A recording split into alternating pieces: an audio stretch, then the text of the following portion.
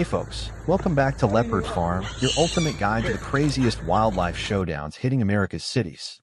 Right now, urban areas from coast to coast are facing off against an unlikely foe, baboons. Just last year, the USDA logged more than 1,000 reports of these sharp-witted monkeys raiding homes for easy meals. What used to be a quirky annoyance has escalated into a major headache, pushing our tried-and-true animal control tactics to the brink. Are those classic fixes still cutting it? Or do we need some fresh, game-changing ideas? In this episode, we're diving into innovative tactics and real-life triumphs from neighborhoods pushing back hard. Join us as we uncover how everyday people are flipping the script on this escalating mess. Oh, and don't forget, leave a comment down below. We'll shout you out in our next vid as a big thank you for rolling with the Leopard Farm crew.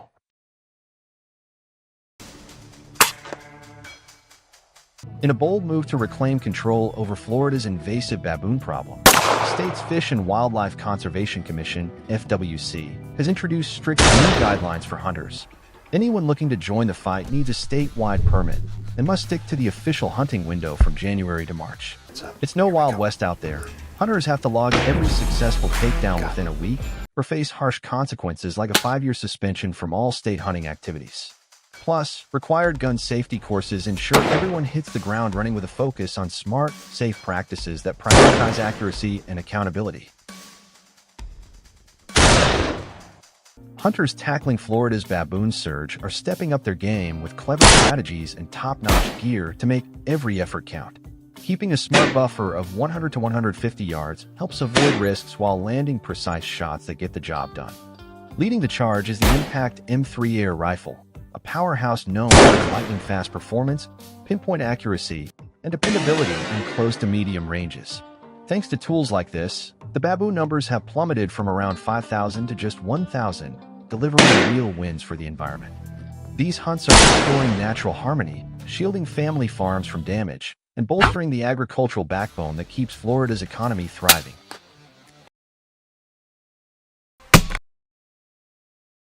Modern hunting techniques are revolutionizing how we tackle invasive species like baboons, turning raw force into precision and planning. It's all about outsmarting these clever animals with top-tier camouflage that blend hunters seamlessly into the landscape, leaving those keen primate eyes clueless. Smart decoys and tempting herd lures draw them out into the clear for quick, ethical takedowns. The real game changer, though? Teamwork. Squads of 3 or more coordinate like clockwork, sharing intel, covering angles, and prioritizing safety to handle the chaos of the wild with efficiency and smarts.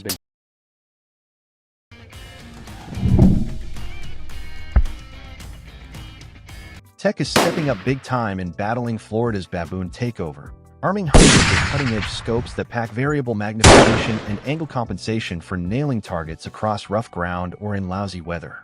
Yet it's more than gadgets, it's about doing right by the land. Night hunts are off-limits by law to shield native species and keep folks safe. This isn't an endless wipeout, it's a reset button. Dial the baboon numbers back to sustainable levels, and the hunts wrap up, letting the ecosystem bounce back naturally. Meanwhile, officials are on guard against other invasives turning the tables on these primates, preserving the whole web of life at home.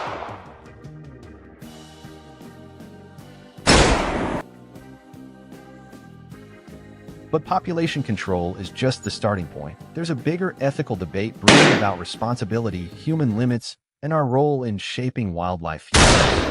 Where do you draw the line on these tactics? Drop your perspective in the comments below. Let's get the discussion rolling. Hit that subscribe button for more hard-hitting reports straight from the Wildlife Man.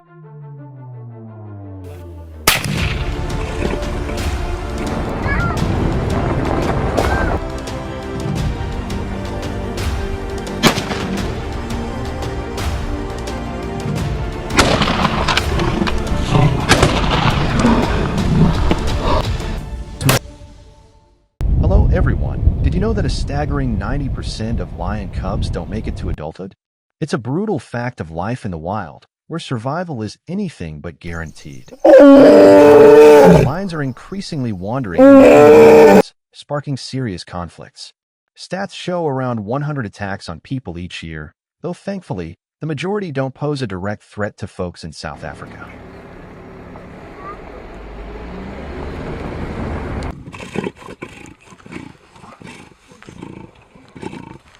As tensions rise, authorities have stepped up with tougher regulations to manage the situation. Against this backdrop, regulated lion hunting has exploded in popularity, drawing thousands of adventurers from around the globe to South Africa. It's a thrilling chance to go toe-to-toe with one of Africa's iconic big five beasts. The lion, with its raw power and regal vibe, offers an unbeatable mix of challenge and excitement. Roughly 3,200 international hunters flock there annually, pumping millions into the local economy through licensing fees and tourism perks.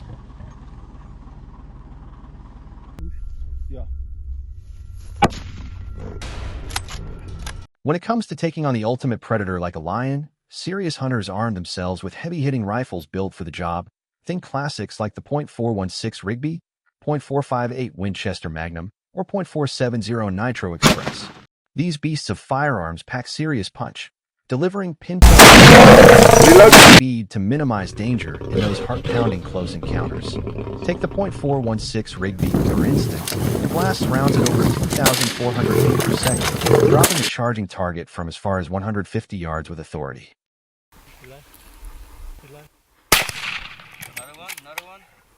That said, you can't just show up and start the hunt. It's all about playing by the rules. You need a specialized permit from South Africa's wildlife officials, and it doesn't come cheap, with fees running anywhere from $133,000 to $122,000. But here's the real kicker. This isn't just about profit. The bulk of that money fuels vital conservation efforts, from safeguarding habitats and balancing ecosystems to managing animal populations. In the end, regulated hunts like these let adventure seekers chase their thrills while actually helping protect and sustain the wild for generations. Do it again. Lion hunting season in South Africa typically kicks off from May through October, when the dry conditions make it prime time for spotting tracks and navigating the bush. These adventures unfold during daylight hours, right when lions are most active and on the prowl. Hunters rely on sharp skills to pick up clues like fresh paw prints, scattered fur, or those spine-tingling roars echoing in the distance to zero in on the quarry. It's all about staying smart and stealthy, always minding the wind direction to avoid giving away your scent, and keeping a solid buffer of 100 to 150 yards to steer clear of any nasty surprises. One wrong move, and you could turn the tables in a heartbeat.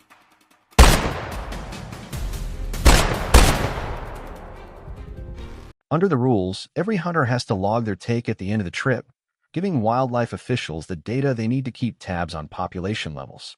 Teams usually roll with at least 6 folks, boosting their odds of success while watching each other's backs in wild, unpredictable moments. Thanks to these tough regulations, South Africa's lion populations are managed sustainably, with hunting fees pouring back into conservation to protect habitats, curb overpopulation in reserves, and keep local communities safe, all while fueling the thrill for hunters from around the globe.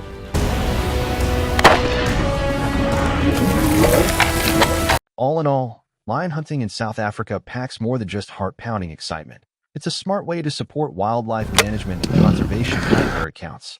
We hope diving into this wild ride has left you on the edge of the seat.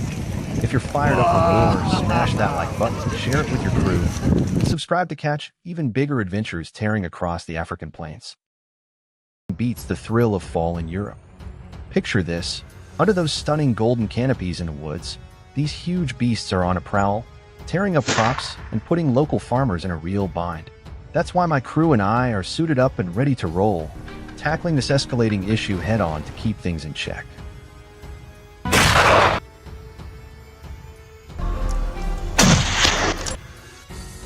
Instincts demand absolute precision. Every shot, every step. These wild boars are way more than just pests. They're devastating whole fields and threatening folks' way of life out in the countryside. No wonder more areas are turning to smart, targeted hunts to safeguard our food sources and support rural communities.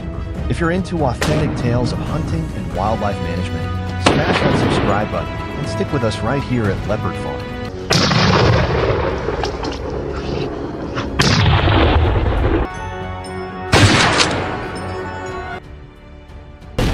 Are you ready?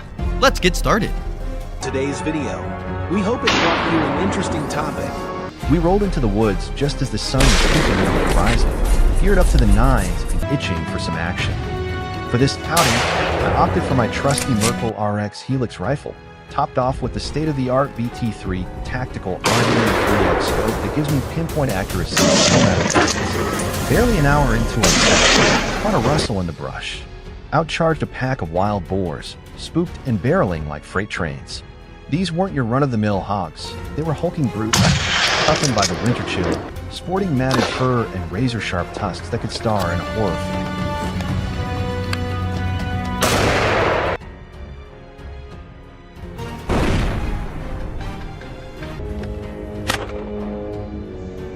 That scope was a game changer, letting me lock and steady from medium to long range without missing a beat. I lined up my shots, pulling the trigger methodically as the echoes bounced off the trees. The boars tumbled down the hillside, picking up a storm of golden autumn leaves in their wake. But let's be real, hunting like this is no walk in the park. Not every round hits perfectly. These beasts are built like tanks, move like lightning, and know how to hug the landscape for cover. It takes laser-focused concentration every single moment to come out on top.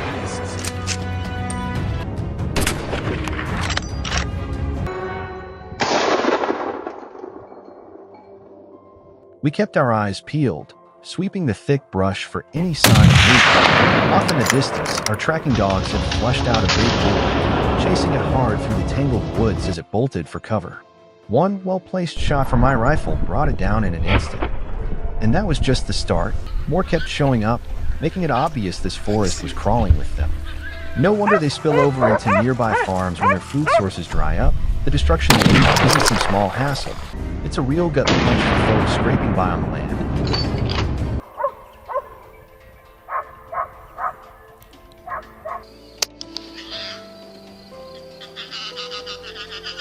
Venturing farther into the timber, I spotted another one dodging through the underbrush.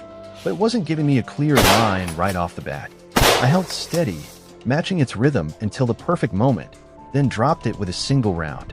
All around us, the crack of gunfire rang out as my buddies zeroed in on their targets too. These boars weren't playing hide-and-seek. Every couple of minutes, another shadow would materialize. In a hunt like this, lightning fast reflexes and dead-on aim aren't optional. They're what keep you in the game. Our hunting experience